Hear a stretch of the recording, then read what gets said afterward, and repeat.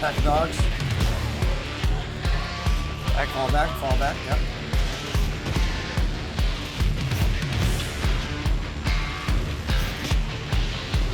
Coming from the right. That's a lot of dogs.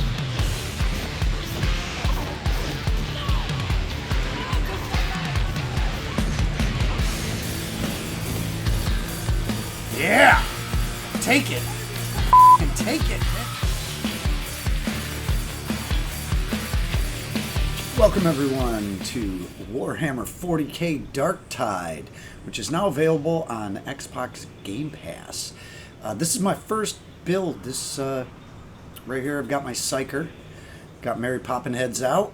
We're going to go into the Psychanium, and I'm going to show you what we have going on. Choose your lessons wisely. With this build. We're going to bring it all the way up to damnation level, so to show you all the damage numbers and how many hits everything's going to take. All right, now we're in the grinder. I've got it set on damnation. I want to show you how many shots it's going to take for everything with this build. First off, let me show you the build. And I'm just using the Elise sword. You can use whatever sword you like. Set your character up with whatever you want, the best relics you have. But you really want a good Void Strike staff. I have a couple. You can set it up a few different ways. You really want to have a good blast radius damage. You just want good top numbers, really. And then the bottom ones, you can roll those out a few different ways. I really like the damage to unyielding enemies. Those are your bosses, and unarmored. So it just does mass damage to all your mobs and your bosses real hard. And then Terrifying Barrage gives me some real nice suppression when they're in close and you get somebody. And I haven't really min-maxed it out yet. So, you know, build it how you like, but it really involves just get a nice, good Void Strike staff. And then over in the talents, we'll show you what we got. Now I'm going with the a sort of a strange build. I messed around with a lot of the stuff, and I know a lot of people use the assail skill, but this is all around the brain rupture. Oh my God, it's so powerful against so many different enemies, and you're using the staff against most of your mobs. And the way that this works in correlation with the staff to keep your peril down, and if you do get on that runaway peril, that overheat where you can't get out of it and it's gonna drop you down, you have a way to get out of it with this. So let's just start at the top of the tree. I'll show you basically the layout of the tree. So we start on the left side over to Brain Burst. We go back to the center, back to the left for our Force Push, or whatever the hell it's called, and then back over to the right over here for our Disrupt Density. Now, looks a little strange off the rip, but I'll explain it to you as we go, and it works so well with the Void Strike staff. So let's just start on the top two. We got Quietude, which is going to give you toughness for every bit of peril quelled. And this one is going to give you for peril generated. So you're going to be constantly generating toughness for yourself, because you're constantly generating peril and quelling peril. So those work great together. And then over here I've got the Perilous Combustion, which gives a Soul Blaze to enemies around your elite. So when you come across a group of elites, you Brain Burst, that Brain Rupture, that elite, and then it sets everybody around them on fire, which is just beautiful. And they start taking DOE damage over time. Battle Meditation gives you a 10% chance to quell 10% peril on your kill. So this works great. About 1 in every 10 kills that you get, you're gonna quell a bunch of your peril. So it works really nice. And we just get a little bit of toughness over here, and then we have our Brain Rupture. Now I don't have both of these spec'd in. Now, a lot of people that are going to spec in Brain Rupture go with the Kinetic Resonance because it allows you a faster Brain Rupture after you use your combat ability, which we're using the Force Push. And then we come down, we are using Kinetic Flare, which all attacks give a 10% chance to cast a Brain Rupture. So your swords, your staff, every 1 in 10 enemies that you hit, about every 15 seconds, is going to auto brain rupture somebody without having to pull this skill off. So you're just going to notice some people's heads pop the second you touch them with a sword.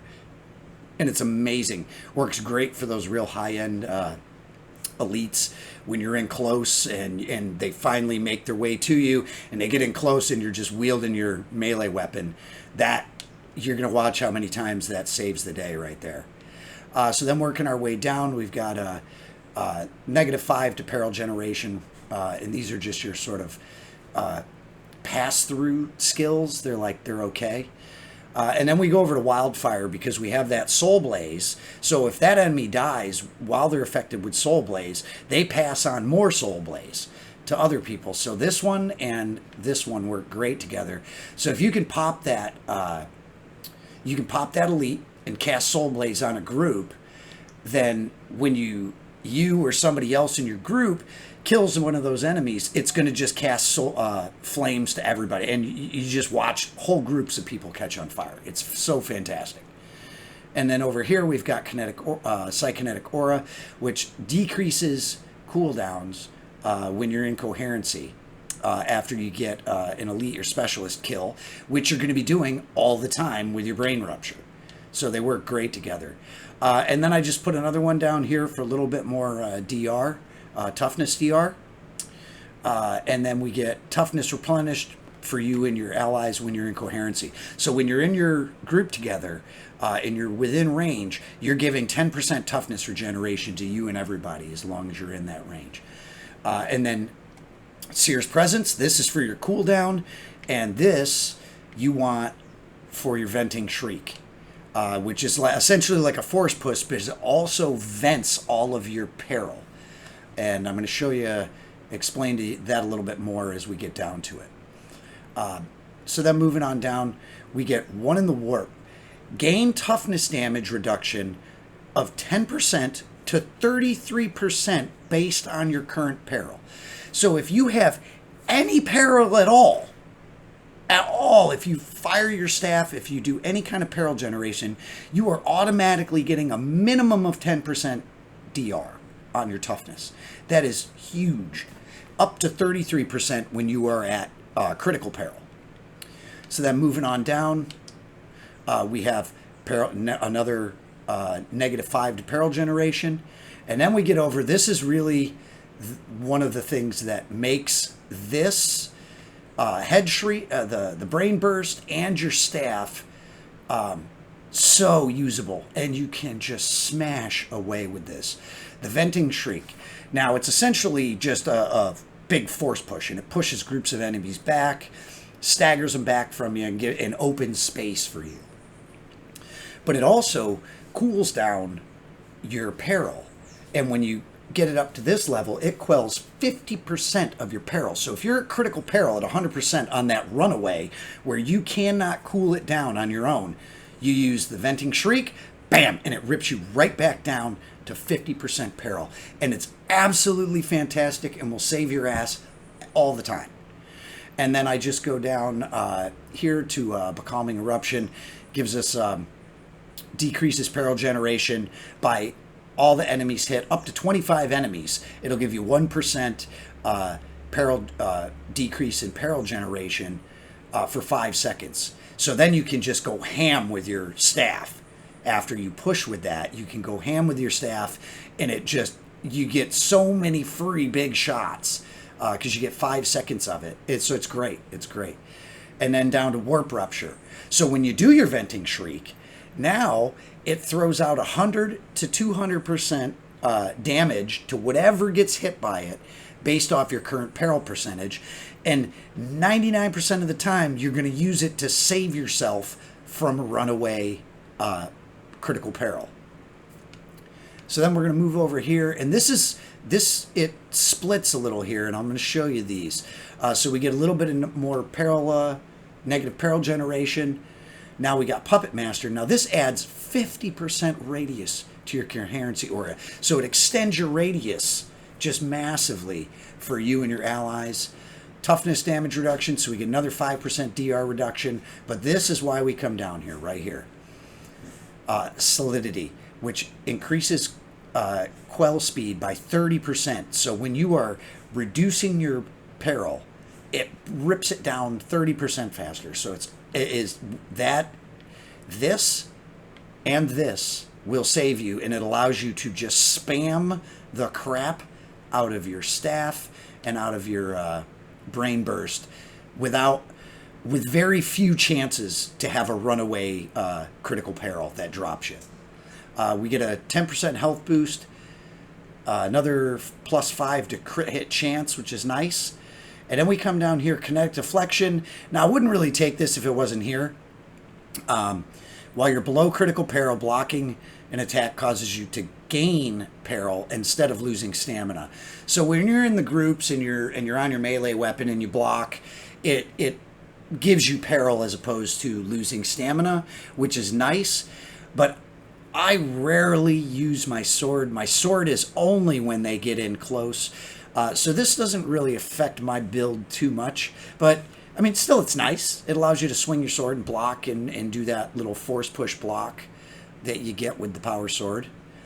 We get a little movement speed. This is beautiful. True aim. Landing 5 weak spot hits, which you're going to be doing all the time with your staff because you're just headshot leveling with your staff and it's just blowing dome shots out.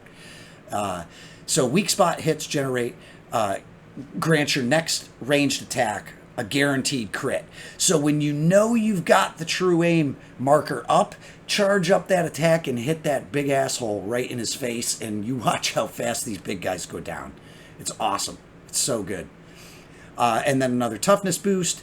And then we're getting down into Disrupt Destiny. And essentially what this does is this highlights one guy for you, one enemy for you in blue. So you'll be able to see him through walls, all that. It's basically a wall hack. But killing that guy gives you extra replaces toughness, gives you a boost of movement speed, increases your aim essentially for 15 seconds. It gives you a better headshot.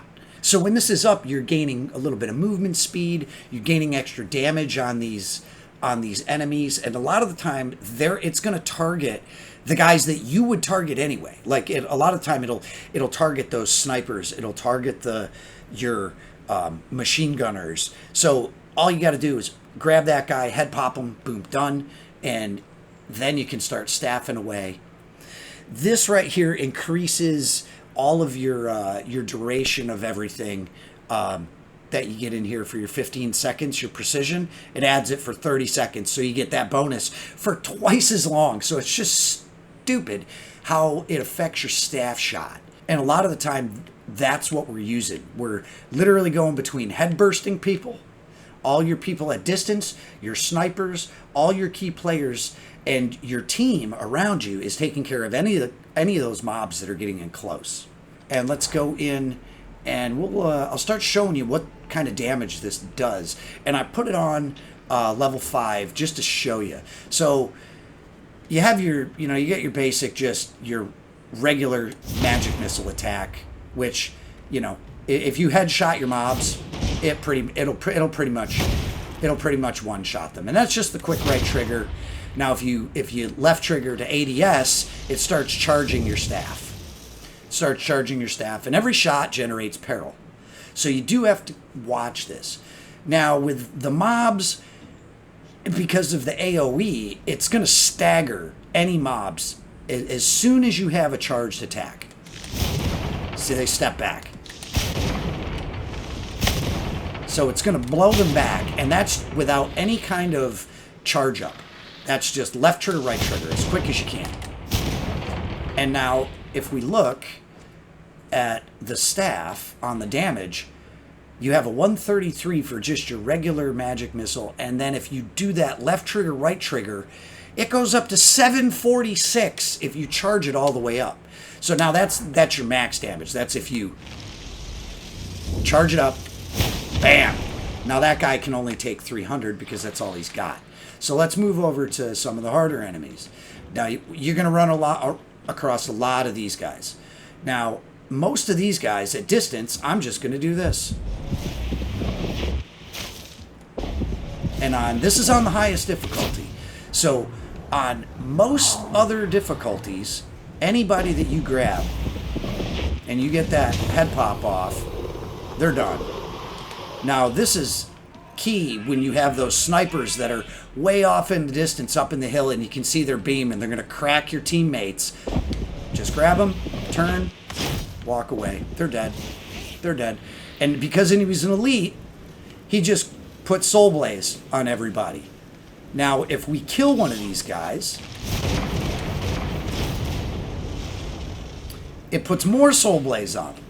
So that's how that combo of Soul Blaze and then killing an enemy with Soul Blaze on them goes into combo. So we'll just let that run off, all this. Get out of here, dog. So that's just this is just your left trigger, right trigger for these heavier mobs. You know, it does decent damage and it knocks them back. But what you really want to do is you want to charge up. Because there's one. And you can drop, and this is on level 5. So I'm showing you on this difficulty, so it'll give you a scaling for as you are playing it on lower difficulties. And as you get into any of these fun guys where you got your little flamers that come running out, you head pop. Now, you see how much that takes off them. Now, you're going to have teammates that are going to be shooting. So a lot of these guys, your teammates are also going to be targeting these guys. So if they give them, like, we're just going to let just a little bit tick off this guy. Now we'll hit him. And there you go. There's a level 5 flak armored guy done because your teammate did a little something or you did a little something with a little damage over time. And then it just pops him in one. So it works fantastic. And then when they get in close, you got your charge up block, which staggers.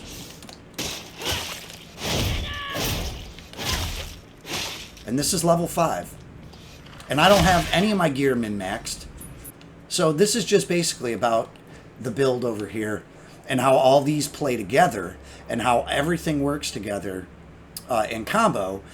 Along with your Void Strike staff. Let's go back in here and I'll show you the full build over here and everything you get. So this is just explaining the whole tree on your way down. Now let's get down. These are all your modifiers. This is the stuff that this whole build sort of gives you through a lot of your little points. So we get a +5 to critical hit chance, which is all right. 10 to health. Toughness replenishment for you and your allies. Incoherency, it's when you're all in your group. 5% movement speed. And then we get 15% negative peril generation. Another 30 points into toughness. And then we get 10 points into toughness DR. So we get 10 points DR. So all in all, it works pretty great. And you get a lot of bang for your buck.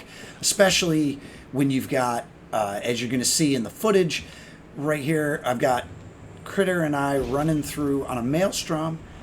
It's just two of us with a couple bots. We're running through, and you'll see how we use the Ogren shield, and the staff fires straight through your teammate, and so you can block a doorway with the Ogren and fire right through them, and create some real nice choke points and get some real nice strategies going on. Guys, I'm Jedi. Put another quarter in.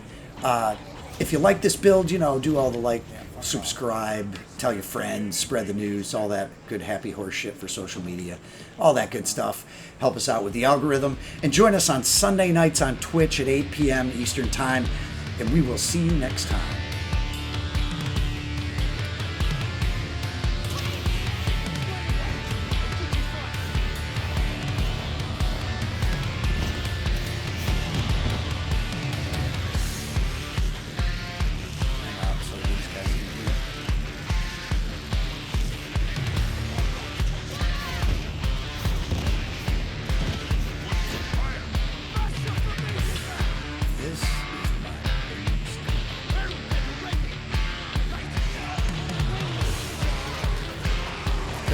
Fall back into the pipe.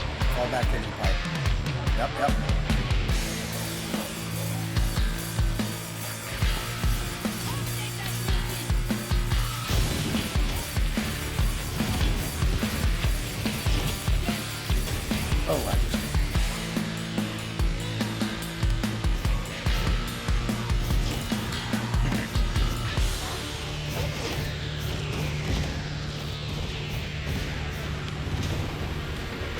Oh fuck.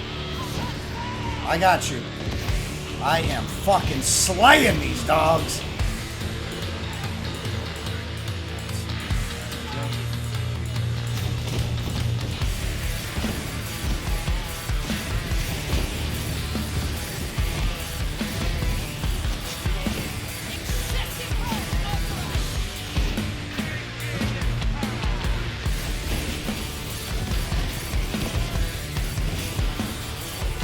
Down with it.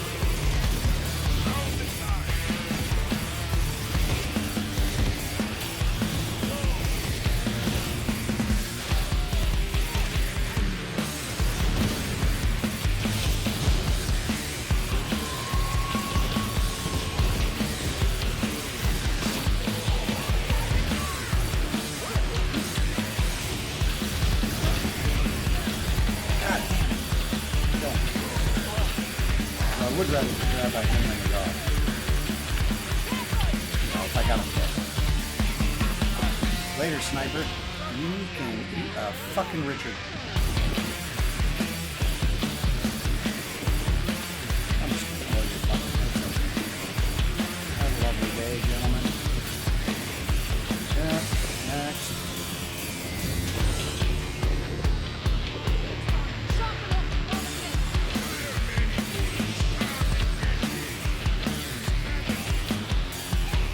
Oh, hey, buddy. You just sit your fat ass down. Chunk on some fucking ho-hos and fudge rounds, bitch.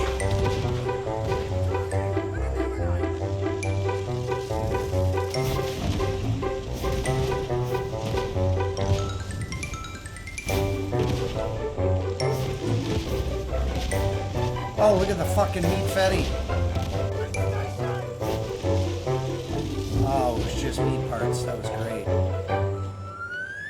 Oh, hey there, fellas.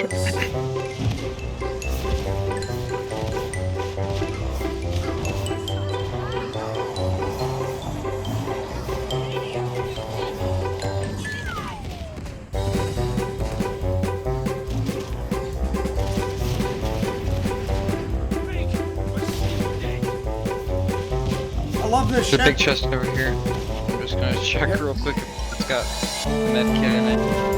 I have one.